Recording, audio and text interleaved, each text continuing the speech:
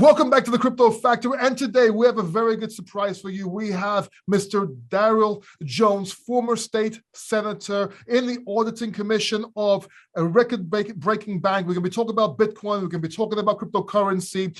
Who holds cryptocurrency in politics, what his views are, what may be to come, plus maybe a little bit about the Ukraine and Russia conflict and how that's going to inflict on the world. Thank you so much, Daryl, for coming here. It's really nice seeing you again, and thank you. Really appreciate you. Glad to be with you. So I'm going to get straight to the question that everybody would want me to ask somebody like you before we get into who you are, what you've done. Okay. Bitcoin, did the CIA create it? Be honest. I don't think so. From what I know, Satoshi Nakamoto was the person that started it, whoever he is. And I have no knowledge or inclination to think that the CIA may have created it. In fact, I'm not even sure that it works in the best interests of United States currency, United States economics.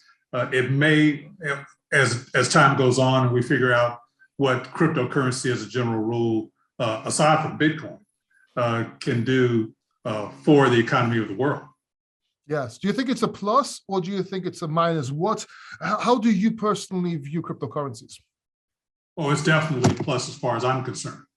As you know, I was in banking, and I'm reminded by a quote from the only US president to come from Florida, Andrew Jackson. He was the seventh president of the United States early on. And in 1834, I believe, he said, "If people truly understood the rank injustice of our money and banking system, there would be a revolution by morning." Wow. And I got to see a little bit of that when I was in the banking system for about 10 years. And I got to understand how, because of my experience in politics, being a former state senator and state representative, I got to see that it's very difficult for people who have power to not sometimes abuse it. Right. And you have to have a really maturity about you in order to resist corruption when you have access to power. Very true. Very true. Which bank were you working for? I was with Great Florida Bank on their board of directors. And right. You know, we may talk about it a little bit later. Yeah, we'll talk about it later on, of course. So, but you did mention cryptocurrency in politics. Do any of the presidents? I know you know a few personally. Do any of the United States presidents? Do you know if they own cryptocurrency? Let me rephrase it. Do you think any? I would be amazed if they didn't. So the important thing to know is that when someone is sitting, but for Donald Trump, when someone is sitting in public office at the congressional or higher level, they don't get to invest their own monies.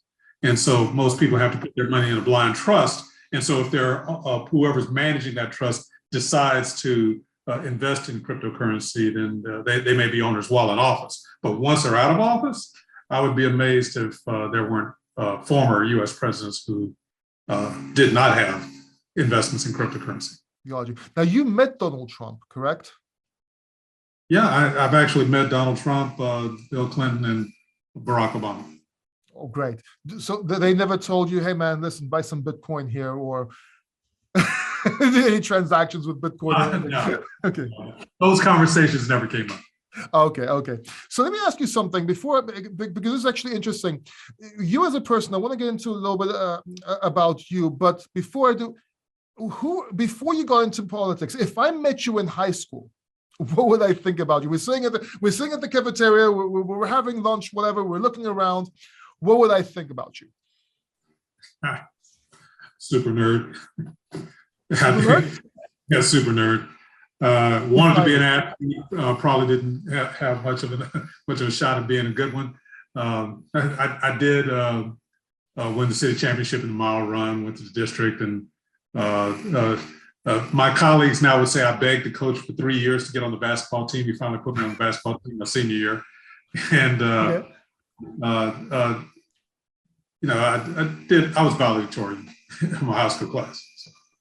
So, talking about basketball, so I heard you have a pretty mean dunk. You're pretty good at basketball. I've only dunked once in my life. But I play a little bit. So I heard basically somebody we both know told me you have a great jump shot. Okay, so who would win between you and Barack Obama? Well, let's see. He's 6 years younger than me. I don't know if he's still playing on a regular basis. I am, but so it depends on who. Yeah, I still play. Cool. I love basketball. I play a couple of times a week now still. Great. Okay, good, great. How does one, Daryl, how does one get into politics? Okay, I always wanted to be a politician.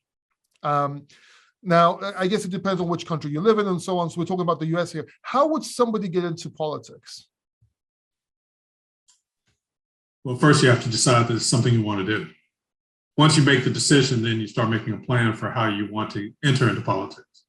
A lot of people traditionally will become involved in their local political committees. I was a member of both the Young Democrats and the Young Republicans at the same time. I was a registered independent, didn't understand what I wanted to do or how I wanted to run. And I started examining the philosophies of both organizations to see which one I was more akin to, which one harbored more of my beliefs. I ended up becoming a Democrat. And the short answer is I became a Democrat because I felt that it was easier to help make Democrats fiscally responsible than it was to give Republicans a heart. Right. So that's a short answer. And so I became, I very well could have been a Republican. Military background. Right. Most of my colleagues in the military were largely Republicans, but I was happy that they supported me when it came time for me to run. Got you. Do you agree with what's going on now in the Democratic Party and what's going on in general, or? Politics is tough. It's a function of leadership and who is there at the time, what their values are, and how they want to impact and move their colleagues, and whether or not they're willing to do those things. I had a good run, for 12 years in the Florida legislature. Yeah. My first 2 years, maybe 4, depending on how you look at it, we were a Democratic organization, the legislature in Florida. When I got to the Senate in 1992, it was a 20-20 split. There were 40 state senators. And so there were an equal number of Democrats and Republicans on both sides. And after that, it was Republican. And so I was able to still do good things while in a Republican-dominated legislature. And I think it's a function of leadership. One of the things that I found out after a couple of years in the Senate is that senators don't go to each other's offices to visit each other very often. And so if I went to a colleague's office back then, it really got their attention, whether they were Democrats or Republicans. Democrats didn't go to Republican offices and vice versa. And I did. So I was kind of an unusual person in doing that. And I looked at each person as individual and not necessarily because of their party. So I thought that people were people and you could talk to them. Right. Are you getting back into politics? I don't think so right now. No, I've got a 5-year-old and in addition to 3 30-somethings. So with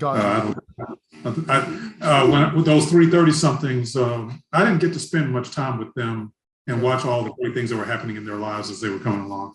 And I really want to spend time with this one. Your kids recognize that you weren't there with all the other parents, and sometimes they get a little upset with you. But by the time they all turned 25 to 28, they were okay. Right. Okay. But do you miss it? Do you miss being in politics at all, or? Whenever I get around it, I do. Yeah. Absolutely.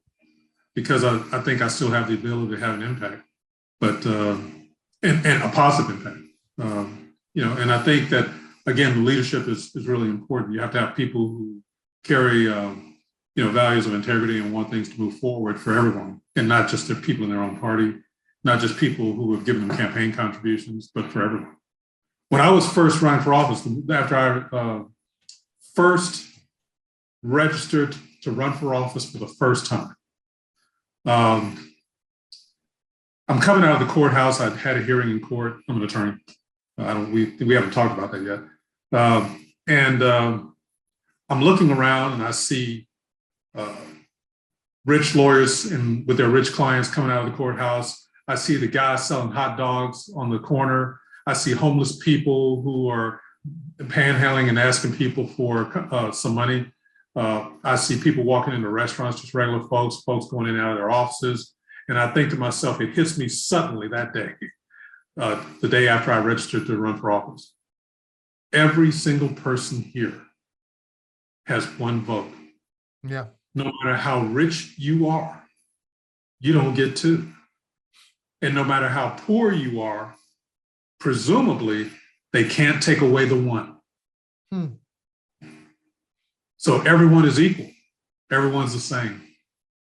And I limited my campaign contributions to $100 a person. Now raised everybody when the limit was $1,000. So you asked, how did I get in politics? How did you actually get into a career in politics? That was my next question. How did you get into it? When I first, I was in the Air Force. I was flying fighters, F-4 Phantoms. I was last stationed in the Philippines. I came to the United States. Was stationed at Homestead Air Force Base, which is in South Dade County in Miami. And my wing commander wanted someone to go to schools, elementary, middle, and high schools, to speak and talk about careers in the Air Force. And for some reason, he came to me and asked me if I would be willing to do it. I might have been his fourth choice or fifth choice, I don't know. But he finally got to me, and I said, yeah, I guess I'll do that. I wouldn't mind. And, and I took a slideshow back then with a little projector and went to schools and gave people some idea about what it was like to run for office. That was in 1981. Okay. 1981 until for the next 3 years in 1984, when I left the Air Force to go to law school, and then came back to the reserve. During those 3 years, I spoke at every elementary, middle, and high school in Miami-Dade County. Everyone, and some several times. Do you know the kids that were in elementary school in 1990 when I ran were going up toward 18 years old and above? People who were seniors in high school in 1981 were 26, 27 years old when I ran for office. All of them, I'm not gonna say all of them, but a lot of them remembered me and volunteered for my campaign, told their parents to vote for me, voted for me themselves. I had anywhere from 100 to 200 people every single day volunteering and hadn't done one political thing. And It was because they remembered me from the time that I made speeches at their school. So you were the people's champ. I never thought of it that way, but maybe you can put it that way. Yeah. It's true. So you were a fighter pilot. What was your favorite plane? Which one was your favorite to fly? Flew the F-4, the A-7, and the F-16, and all of them are for different reasons. Should be in the Hall of Fame, all of them. But the F-16 is a great aircraft. It was the second single seat aircraft that I flew. The A-7 is a single seat as well, and it's a great aircraft that can defeat just about anything in a dogfight if you have one. But our technology now is so advanced, dogfights would be pretty rare. Yeah, sure. Pulls 9Gs, very difficult to see in the air, and can carry just about any armament, can drop bombs, can shoot missiles, and it really was the forerunner of air superiority for the United States. The F-4 did pretty good from an air superiority standpoint, but when we got the F-16 and started distributing it to fighter squadrons around the world, that's when the game really changed. And that and the F-15, the F-16, the F-15, the game really changed, and air superiority belonged exclusively to the United States. Yeah. I got to ask, so people that don't fly, could you compare it obviously you can't compare it, but would you be able to compare it to, for example, a motorbike going really fast where you're gliding? Would you say that's the same feeling or close to it? Or nah? No, probably not. Unless you go over a cliff by accident. Let me put it to you this way: you're going Mach 1.4, and out of the distance you see a turkey buzzard, and his wings are like this. He's 2 miles away. Okay. When you pass by him, his wings have done this.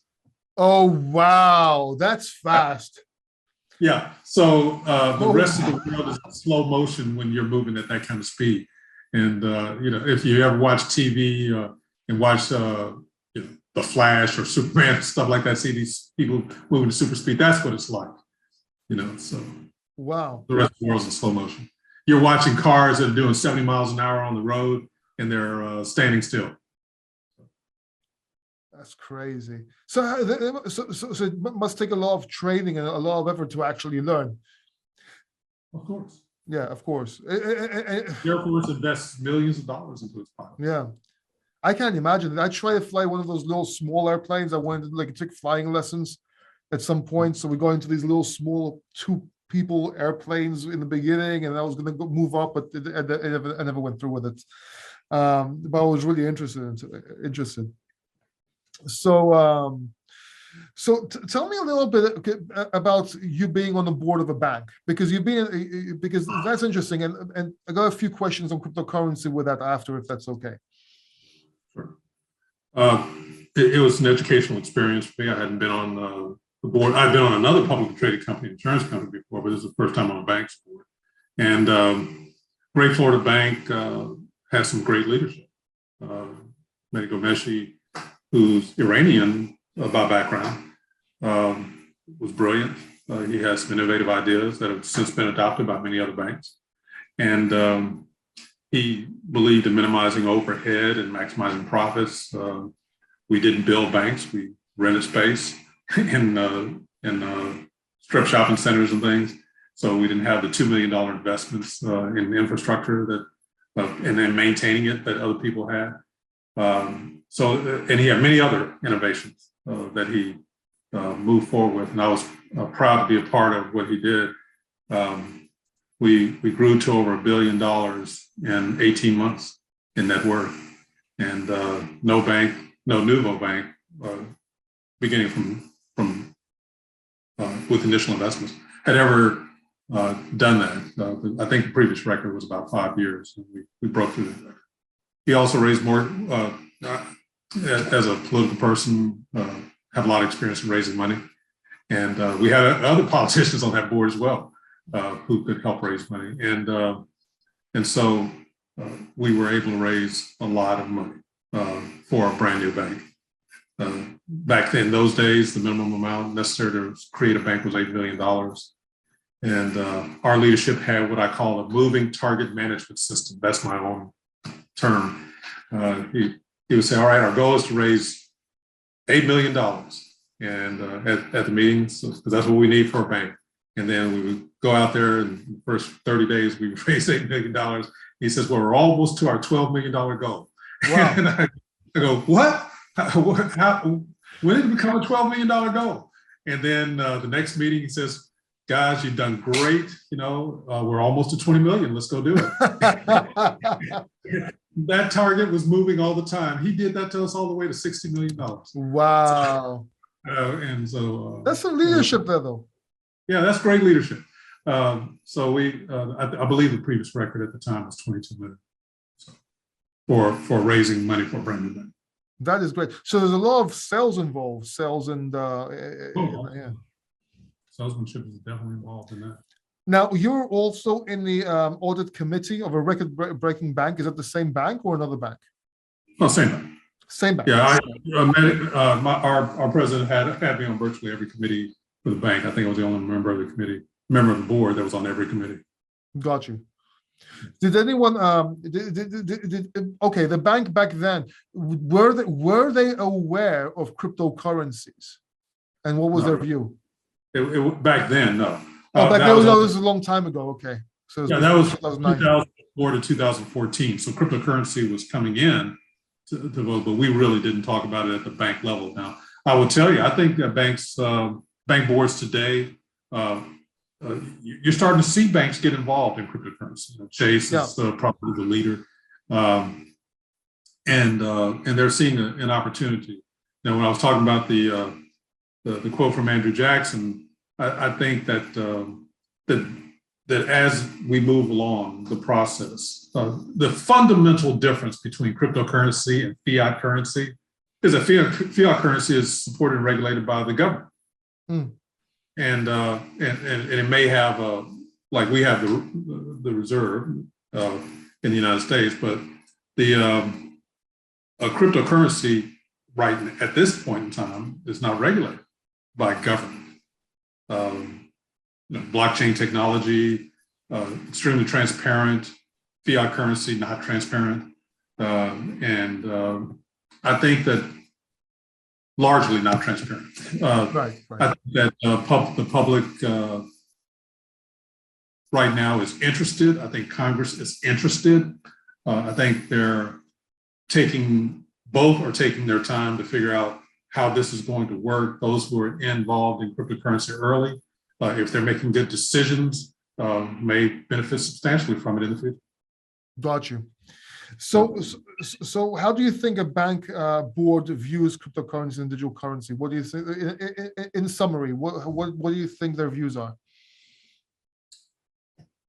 Well, they're not regulating it now. Right. So they don't have jurisdiction to deal with it from a use standpoint within the United States. Now, bank boards do determine how their profits are invested. Mm. And so there's an opportunity if they see fit and if they see that money cryptocurrency can easily be transferred back and forth between fiat currency, then should that occur, should that become easier and easier, then I predict that you'll see a lot more investments by banking institutions into cryptocurrency in various forms. Got you. And then you see ETFs, on the market, different ways of doing it. And so the ways that we are familiar with now makes the transition easier into cryptocurrency investments. Got you. Now, the SEC keeps on pushing back an ETF. Do you have any opinion or do you know anything about that? Not know about that, but do you know why that's going on? Why do you think that may be going on? Not really. I think when the SEC is involved, obviously they have as one of their missions to protect the system, and this is foreign to the system. People don't know. I love the way you said system and not people, because there's a distinction there sometimes. Yeah, there's definitely a distinction. Yeah. Yeah. Protect the system. Yeah. That's their goal. It's kind of like corporate entities, who have like a bank. We have fiduciary responsibilities. I chaired several of our annual meetings. I had the opportunity to chair several of our annual meetings with shareholders. And shareholders only care about whether or not you're maximizing their rate of return on their stocks. If you do things that are obviously not in the best interest of the shareholders, then those shareholders have an opportunity to sue you for that's my son just hello. Dallas, can you go over there, please? Okay, well, I'll come and help you in a few minutes. We got my 5-year-old's hungry. Okay. Yeah, That's looks like a good kid, man. Looks like a good kid. Yeah, he's great. He's great. Mom is coming home, so I think it'll be okay. Okay. Did you keep a little Bitcoin for him when he gets older? We have cryptocurrency. I have some minor Bitcoin, relatively minor to other investments, Bitcoin investments. But of course, I'm fully involved in United Coin. Nice. Yes, of course. You're also on the board of advisors. So yeah, United Coin, if anybody doesn't know what that is, I'll leave a link down below for you guys to check it out. It's an excellent project, by the way. Okay, Daryl, now you have a law firm that actually caters to different things. Can you tell us a little bit about this, please? Well, since 2008, I founded my own law firm. Law office is Daryl Jones. It's located in Miami-Dade County and Broward County, which is Fort Lauderdale, where Fort Lauderdale is located. And the law office of Daryl Jones handles a number of different things. We started out trying to help people with foreclosure defense, and we did a great job with that. We've got a pretty good record. If we get a client before the final judgment and we help them resolve that case and help them stay in their home more than 95% of the time. And that's really, I think we stand alone with respect to that. We also handle probate, bankruptcy issues, as well as contract and all real estate, anything related to real estate, commercial and or residential. Because I've been listening to you with everything we've been talking about. If anybody here wants a good lawyer, wants a good law firm, I'll leave links down below to your law firm so people can find you. Because 95% success rate. That's crazy. Do you want? It's been great. It's been great.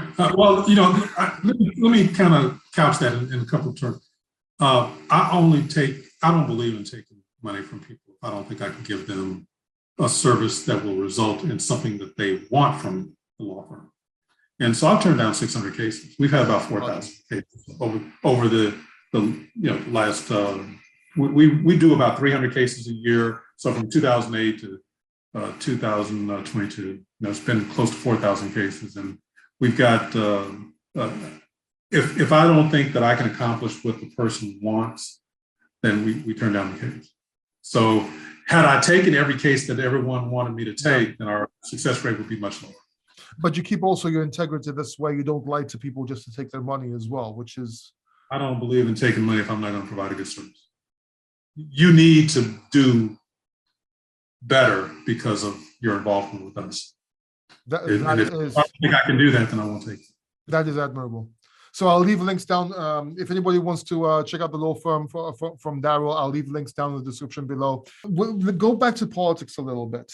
What bill or piece of legislation, I can never say the word, legislation are you most proud of, and why? Did a few good things while I was there, but probably the ones that I was directly responsible for. Yeah, the ones that you got passed, yeah. Yeah, the ones my area was hit by Hurricane Andrew immediately following in 1992. I was elected from the House to the Senate the year that Hurricane Andrew struck South Dade County. Developed and conceptualized something called the Hurricane Andrew Trust Fund, which took sales tax generated from insurance claims that were paid to the people who were devastated by the hurricane. Mm-hmm. Everything that came into the state's coffers over and above the original projections was put into this Hurricane Andrew Trust Fund. Mm. And then my colleagues and I from the area got to decide how all of that money was going to be spent. So we ended up with $650 million. And we were able to help the area, along with a lot of other help too. It came from so many different places. I was on the board of We Will Rebuild, and they raised a substantial amount of money as well. And that was a private organization that was commissioned by then President George Bush, the senior. And that I was proud to be on that board as well. But with those two entities combined, we largely recovered from at the time, the most devastating natural disaster in American history in 4 years. So nice. No one's ever, I think that's the one time. Amazing. Yeah, it was amazing. It was amazing. And then the other one that I would mention is the Rosewood bill. Rosewood was in 1923 a massacre of an entire town that occurred. The sheriff received a phone call from the governor asking whether or not the governor needed to send in the National Guard to protect these people in this all black community. And the sheriff said, no, I've got it under control. The sheriff was one of the primary instigators who was participating in the carnage. I didn't understand until I got involved in this that in 1923, the AP wire system was working very well. And people from as far away as South Carolina came all the way to Rosewood, Florida to participate in a week-long massacre. And in 1994, I was able to pass a bill that gave reparations the first and only time African Americans have received reparations in the history of the United States. And the legislature, Republican-dominated legislatures, voted for it and passed it. Nice. Congratulations on both, by the way, on both. Amazing. And I'm going to ask you now, because we go back into politics, what's your take on this Russia-Ukraine conflict?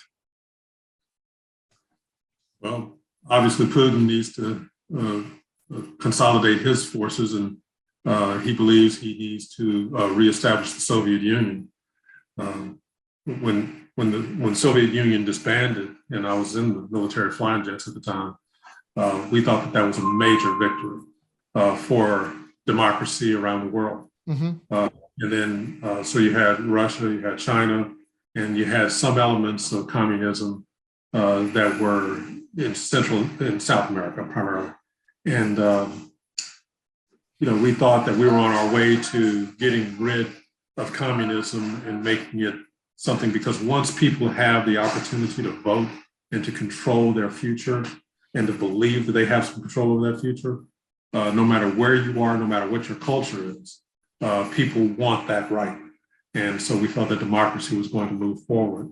This is an effort, I think, to move democracy in the opposite direction, to overtake it and to attempt to create more of a socialist and autocratic society to the extent that they can make that happen. And I think it endangers everyone around the world. And to the extent that the leadership of Russia is able to move forward with this and get away with it, it will endanger everyone. Now, I don't see them moving much past where, Ukraine, if they are successful ultimately to getting it done. Of course, the United States and others are doing everything they can to provide military hardware for the Ukrainians. But I can tell you from personal experience, the spin-up time and how to be able to use those things effectively, if you don't already have the training, is extremely difficult. And every time you lose someone who's proficient in flying a MiG-29, getting someone to replace him, it's not next man up like it is in sports. Yeah. You have to have a couple of 100 hours of training in a fighter jet in order to be able to effectively use that fighter jet. I don't know if it's a similar thing for artillery or not, but going after and killing and massacring civilian communities is something that we should never see in any conflict, but we're seeing it here. Yeah, I fully agree. I think it's a shame what happened, but do you think this could have been prevented? Because and I'm going to ask you here, I'm going to play devil's advocate. Well, I'm not going to play devil's advocate because what he's doing is wrong. But let's look at it this way. Ukraine wanted to get into NATO and Europe. That's right next to Russia. I know, or I assume, that NATO was created to stop Russia, and they weren't supposed to expand so much, but they did anyway. Now they're taking Ukraine. That would also give NATO a doorstep to missiles right next to Moscow, almost. Now, at the same time, I understand why that's so important, because it's to control Russia, because it will be a lot safer, because it's not Putin. Forget Putin. Who comes after? It might be crazy guy. He has nukes. It's good to control. Totally understand that. But at the same time, I can also understand why Putin's like, listen, we don't want a NATO member right next to where Russia was born from, because I think Russia started in the Ukraine, correct? So I kind of understand why I kind of understand all sides of it. I do wish that Putin didn't take that aggressive road to it. And of course, I can't agree with it, but I can understand his point of view, but I can also understand our point of view as well. So there's a big mess there when it comes to that. It's a big mess. I hope it stops as well. I think he made, I don't know if you know this, but the other day he asked that if Ukraine promises or writes they won't join NATO or Europe, they can become an independent country. And if they recognize the two provinces he also took, then the war's over. But apparently it's not yet. So I don't know what's going on with that. I was kind of hoping that would go through, to be quite honest, because 1/3 of Ukrainians, they're actually on the Russian side anyway. And most of them, if not all of them, want peace. So they don't care who. They don't care if they're siding with Russia. They just want to continue their country. They want to continue their life in their country. So it's a shame. It's really bad what's going on there. And also the sanctions, yeah, they're destroying Russia, but they're also destroying the Russian people. And it's a shame because they're not, the people don't want this. They're not at fault. And you might say, yeah, okay, why did you elect the president? Well, it wasn't elected. He's been president. He's been for 20 years. He's like, the God King there. So it's a very tricky situation, man. I don't know how we're going to get out of it. I don't know if you have any more views on it, but it's a hard. How do you think this is going to affect the world after? Because I think it's going to end, whether it's peace or either they're going to make peace or they're going to take over Ukraine. Hopefully it's going to be, hopefully it won't expand further. It's going to be one of those two scenarios. But how do you think this will affect the world after? Because I think inflation, everything will kick in after, correct? Yeah, I think, well, there are a couple of things. Historically, no country has ever been able to occupy another country against its will for any extended period of time. The Roman Empire probably did as good a job as anything in the history of man.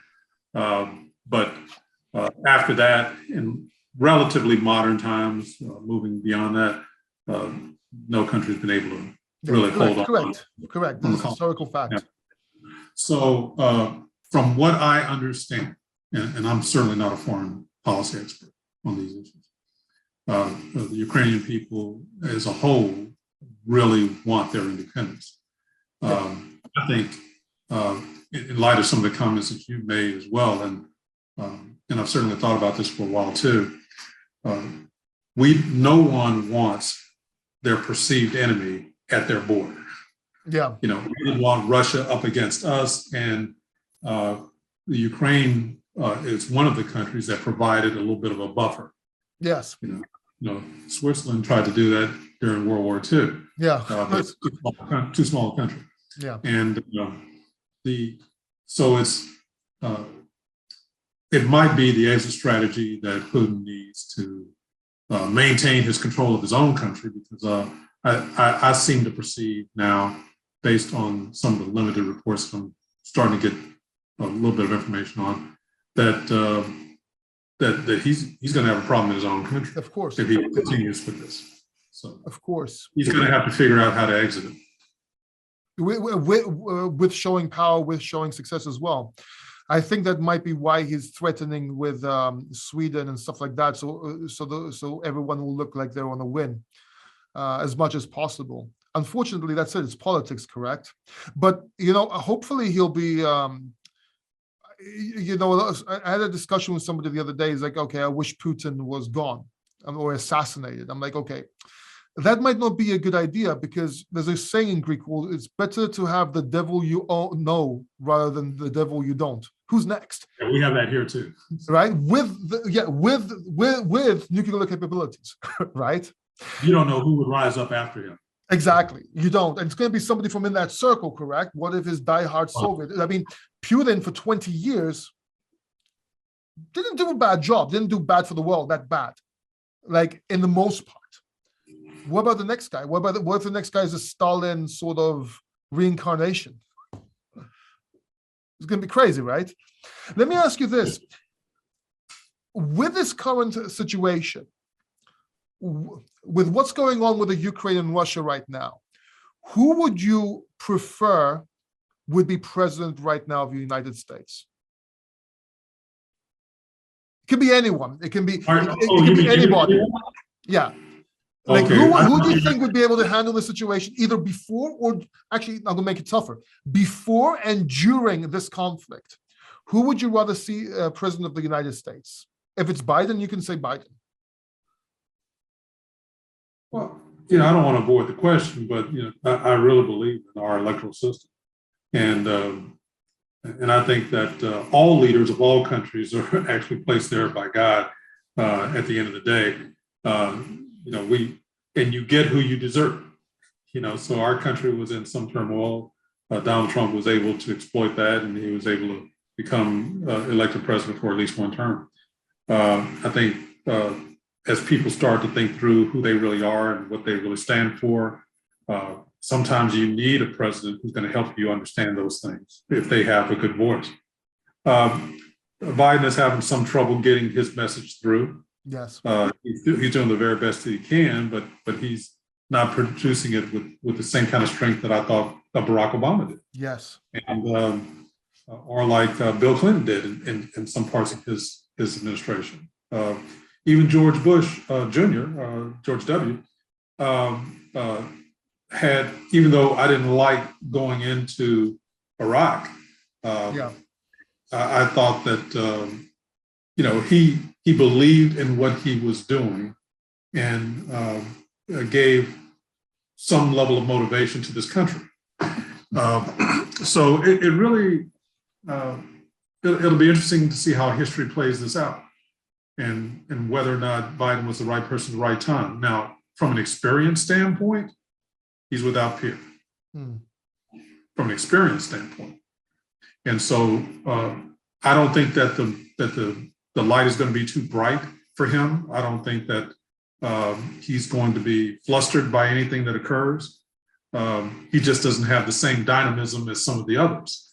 And but Teddy Roosevelt, I don't know how much you know about our American history, but former U.S. president who says, "Speak softly and carry a big stick." And so it just kind of, I think that's the mold, and he was a Republican, by the way, but that's the mold that Joe Biden seems to be moving in. Although he wants to give a good message, but his message isn't coming out as strongly as it could. Now, how he's being perceived abroad, I don't know for sure. I don't get to see that as much being. I'm in Greece. I can tell you, weak. Weak. Okay. If not because he's not doing anything about it, but the way he conveys himself. See, I would really like a Bill Clinton, as you mentioned earlier on, or an Obama, which communicated and would have talked to Putin. Right? I think this could have been avoided. I really do. I think it could have been avoided if they just had communication. Biden is not the kind of president, in my personal opinion, that I see trying to communicate, trying to call, and having that, not respect, so to speak, but we can get into politics. I disagree with a lot of things the Democratic Party is doing right now. I think it's very bad for America, because America needs to be, and I'm going to say this, and a lot of people are going to hate me for this, and I might lose subscribers because of this, but I think America needs to be the dominant power and needs to control the world, because if America doesn't control it, guess what? Somebody else will. So I would much rather, I understand everything that has to do with control from the United States being a world leader, and they need to be able to preserve the lifestyle that we have, and everything was perfectly balanced. But if it's not America, for right or wrong, controlling certain countries, controlling the world that everyone's complaining about, it will be China, it will be Russia. And I would rather have America being the leader and controlling it, if that makes sense. I'm not sure if I'm articulating or conveying myself properly here, but I think, but you understand what I mean? I understand what you mean, but benevolent dictatorships eventually devolve into less than benevolent dictatorships. So you have to be wary of what you wish for. And I think the approach that our country takes right now of gathering everyone, all the allies together, developing consensus. Dante Fascell was a former congressman. He was chairman of the House Foreign Affairs Committee back in the 1980s, and maybe even in the 70s, I think.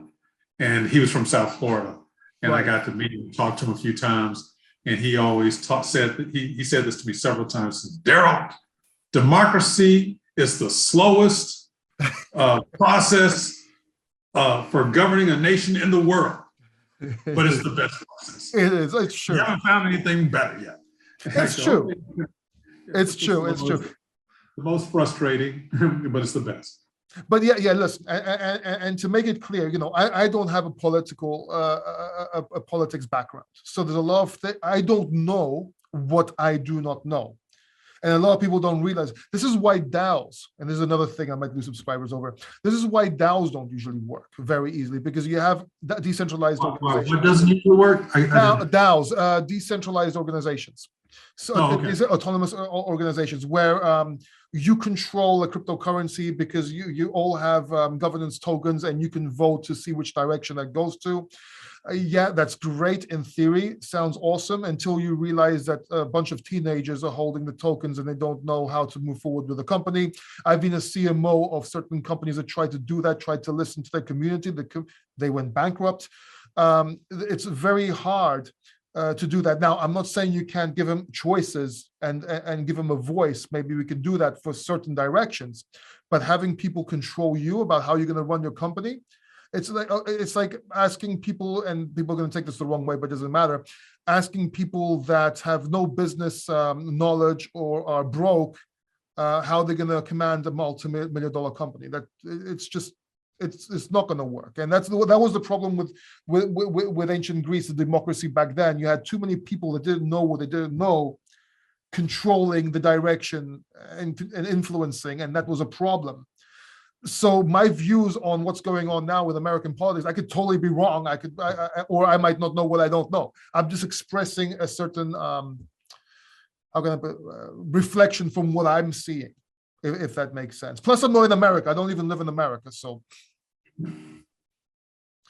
But I like to listen to all sides. I like to listen to Ben Shapiro and different sides talking, and I think it's funny, and I have fun with it. I wish I was in politics, by the way.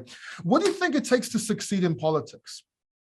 What do you need, like the mindset you need to succeed in politics? Well, Paul, I think success is different for different people. Not everyone has the same opinion of what it means to succeed in politics. Some people believe that getting elected is all the success that they need. And that's true. That wasn't enough for me. Some people believe that if they go in and just simply vote the way their constituents want them to vote, that's success. And if that was all I was going to do, that wouldn't have been enough for me.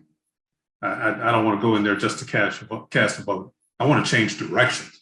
I want to, for the better. I want to make something work better for the people that I represent and the organizations that I'm a part of.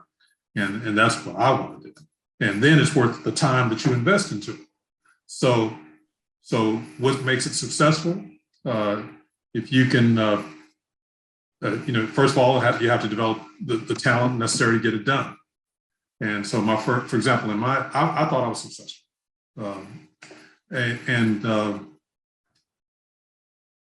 The first few years, I passed a lot of legislation.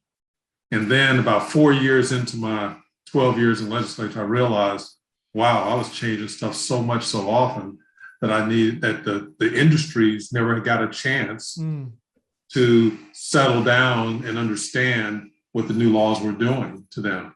And so you didn't need to go in and tinker with that every single year. Instead, I changed my focus from legislation per se to appropriations and policy. So it was very important to me.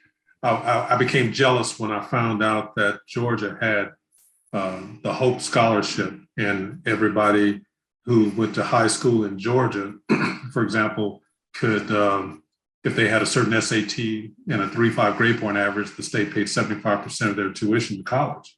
And if they had a 4 point above a 3.5, I said that the wrong way, above a 3.0 and a certain SAT, they got 75% of the tuition covered. If they were a 3.5 or above and a certain SAT score, they covered 100% of their tuition. And I thought, man, Florida should have that. And I was in a Republican-dominated legislature. And when I first came to the legislature, there was a guy named George Crady, who was a state representative from near Jacksonville, Florida. He was the parliamentarian, and he had a book that he gave all the freshmen. There were 35 of us who were freshmen. And on the cover of the book, it said, "You can get anything done if you don't care who gets the credit." Nice. And I thought of that for a long time. And so I started saying, all right, here are the things that I want to get done. Do I need to be the primary sponsor of the legislation in order to get it done? I'll do all the work. I'll present the bill every single time, but I'm not going to be the person whose name is on the top. Yeah. And so if I went around to my Republican colleagues and said, I want you to be the sponsor of this bill, I'll do all the work. Wow. Okay. Okay. And so we were able to pass Bright Future scholarships. We turned all the colleges, community colleges in Florida into colleges. And so that more people would be able to get bachelor degrees. When we started, 13% of the state of Florida over the age of 26 had either a associate or bachelor's degree. And today it's around 30%. So we were able to do those things and make our state a smarter state and not just one dependent on tourism, those kinds of jobs. Got you. And as you know, we're becoming a hub for cryptocurrency around the world, in my Yes. So it's crazy what's going on. You want to talk a little bit about that? Well, I can't talk much about it other than, I know what's happening and I'm reading about it every day in the paper, and I'm excited for what it means to this community and all the people who are coming down here. And hopefully what it also means is that people who are involved will develop policy and again, cryptocurrency is not controlled by governments. So what are the people who are playing in this world, in this field, going to do with that? Are they going to only do what C corporations do and only generate the highest possible profit for their quote unquote shareholders who are now the holders of their coins, as you were alluding to? Or are they also going to try to do some good with this as well and not just do profit like a B corporation that was originated over in California gives them the opportunity to do as well? And so I hope that they look at it and we look at it. That was my philosophy with the bank. That was my philosophy with the insurance company whose board I was on. And that's my philosophy with United Coin. And to the extent that I can have an impact and move policy in those directions, I want to make sure that we do. All right, your three favorite cryptocurrencies right now. United Coin, the unit, of course. One, Ethereum and Bitcoin. Ethereum, Bitcoin, very, very, very good choices. And for the people in that order, yeah, okay, of course. By the way, United Coin is a great project. Really excited about it. So, there's a lot, and I actually do a lot with. We talk a lot about United Coin with Derek every week on my channel. Yeah, we do weekly live streams, and we talk about United Coin. We answer questions. It's all impromptu. It's a lot of fun. He's a huge asset, by the way. He's an amazing guy. I mean, you have a great father. You influence him very well. I see where he gets his brains from and good looks from. He's pretty good on his own. So.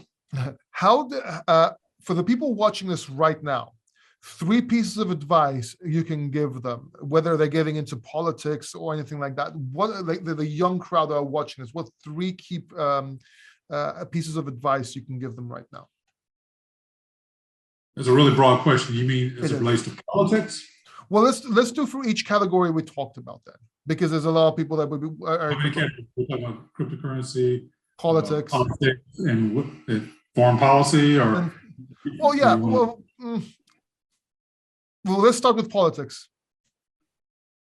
For people who want to get involved in politics? Yes. Let's say the young people right now want to get involved. Okay, I got 3. I can do politics. Okay. I've got 3 pieces of advice. Whatever you do in life before you run for office, make sure you are really good at that. Because whether it's true or not, your reputation in whatever industry or whatever thing that you do will carry over into your reputation in politics. Whether it's true or not. If you're viewed as an outstanding bread maker, or anything, I was a good fighter pilot, then people think that standard of excellence will carry over into politics because you have a high standard of excellence about yourself. And so, and for a lot of people, that's not a bad assumption.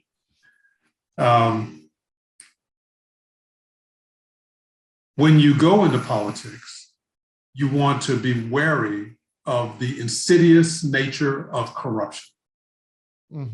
And I entered politics because Lawton Childs, who was running for governor, had been a U.S. senator, and he always limited his campaign contributions to $100 a person. I liked that, and I said, I'm going to do it too. And he saw me one day. He said, Daryl, you shouldn't do that. He says, I'm the only one who can do that.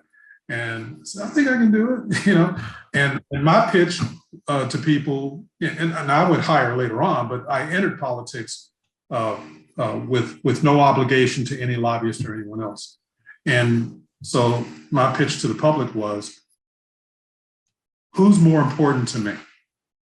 The lobbyist who gives me $100 who can't vote for me, or the constituent who gives me $100 who can vote for me?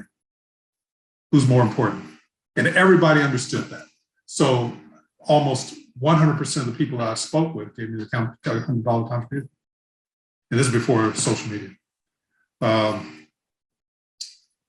And so you enter showing up in Tallahassee, Florida, with everyone by wondering, if somebody would send me $1,000 contribution, they would endorse me, and these lobbying organizations would send me $1,000 contribution. You know what I did? I sent them back 900. I see. So if everybody who sends you $1,000 gets a $900 check back from you, what are they thinking when they come to meet you the first time? Yes. It changes the game. And I think that, that helped me a lot. It did. And I'm not saying that anybody else should do that. I'm just saying that you want to be aware, because corruption is very insidious, and you just want to make sure that you're not doing things for people without knowing what you're doing and why you're doing it. When you're a brand new person, you don't know. So, for example, one of my colleagues in the Florida House of Representatives got me to give a lobbyist my parking space when I wasn't in Tallahassee. Mm-hmm. And I didn't know that was going to hurt my reputation for integrity, because at the time, because all the staff who were there every single day wondering, what did that guy do for Daryl Jones that he gave him his parking space? Yeah. And so I made that mistake out the box. It's 2 days after I'm elected. Because a colleague who's a state representative that I trusted got me to do that. And that's the insidious nature of corruption. And now I took it away as soon as I figured out that it was viewed as something that wasn't lacking in integrity. But, it's just one of those things. You have to be careful. All right. And that's a little minor thing, but they get much bigger than that. Of course. And the third piece of advice?